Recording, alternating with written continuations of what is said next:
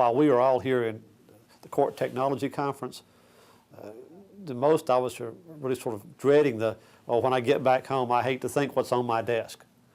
Well, as we take a break, I can pull up my laptop, I can receive email exchanges from my judicial assistant, I can pull up a case that's been filed, I can rule on motions, resolve those kind of quick issues that just sort of seem to bury you when you get back to your office, so that when I return home, I'm not behind, I'm caught up. Even with the growth in the case logs that we've got now, I can stay current, and I can stay current whether I'm at home or whether I'm in Denver or Chicago or, don't tell anybody, but even at the beach. It's really interesting to see how quickly you can get a response sometimes to an order.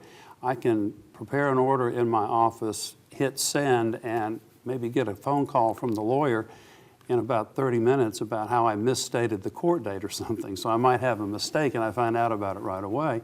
But it is good to get that immediate response sometimes. It's helped expedite the disposition of cases, I think. It's a little bit harder to get things mailed out to people that aren't using the system, but the vast majority of our lawyers now are using the system. The pro se litigants present a little bit more of a challenge, but we are expanding the system into pro se filings also on the civil side. One of the great things about e-applications is that it allows a judge that is assigned to multi-counties, such as the county that I'm the circuit clerk in. We have 3 circuit judges, and they are traveling through 5 counties, which makes us a 5-county circuit.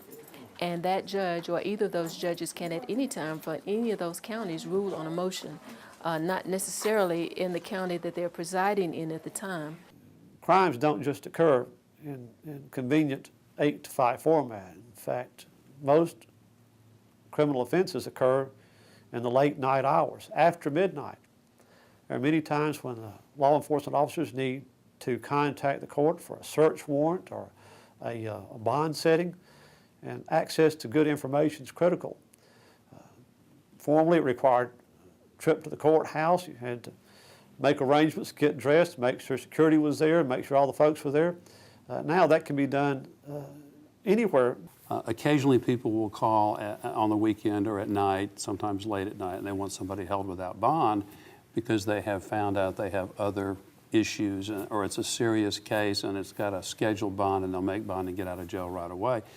Before I make a decision about a bond in the middle of the night, it's good to be able to get on the computer and see what kind of history a person has, how many arrests they have, see maybe if there's an active case, if he's got a probation, and then I can make a more intelligent decision about whether to set a bond or what bond to set. But having the information available by the computer, rather than having to call people or look through files or index cards or whatever, is so much more convenient, so much quicker. It's also more reassuring to know I know a little bit about the person, the case, and his history before I make that decision. Entering an order on a motion is so much easier now. There's no writing an order, shuffling paper back and forth to the clerk's office, getting things typed up and mailed out. I can grant or deny a motion with basically the click of a button. If I want to draft a special order, we've got forms that we can use to insert, or I can just type up a brief order, but at the push of a button, the order has gone out to the attorneys.